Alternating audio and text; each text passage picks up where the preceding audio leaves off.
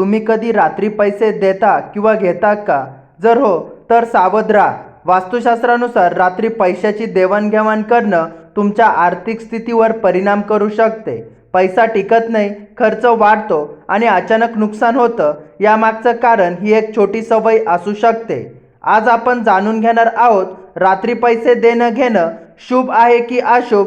नमस्कार मित्रांनो, तुम्ही पाहत आहेत ॲस्ट्रो अभिराज. या चॅनलवर आपण पाहतो वास्तुशास्त्र, ज्योतिष आणि जीवन सुधारण्यासाठी उपाय. नवीन असाल तर सबस्क्राईब करा आणि बेल आयकॉन दाबा, कारण आजचा विषय तुमच्या पैशाशी संबंधित आहे. वास्तुशास्त्रानुसार पैशाचं महत्त्व.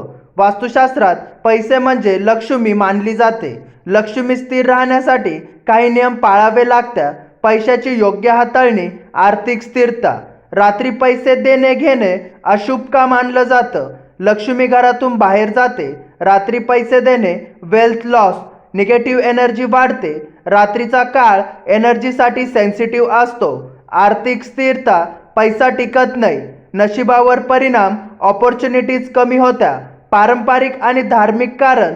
भारतीय परंपरेनुसार सूर्यास्तानंतर पैसे देणे टाळतात.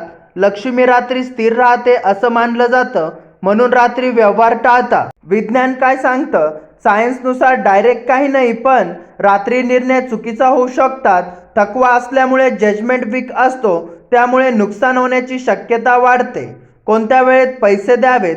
सकाळ ते दुपारी बेस्ट टाईम. डे लाईटमध्ये व्यवहार करा. प्रकाश, क्लॅरिटी प्लस पॉझिटिव्हिटी. रात्री पैसे द्यावे लागले तर, जर अनअवेलेबल असेल तर हे उपाय करा.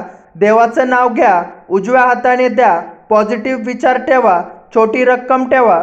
हे उपाय निगेटिव्ह इफेक्ट कमी करता. पैसे टिकवण्यासाठी वास्तू उपाय.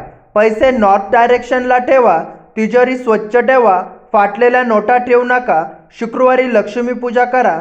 हे उपाय केल्याने पैसे टिकता.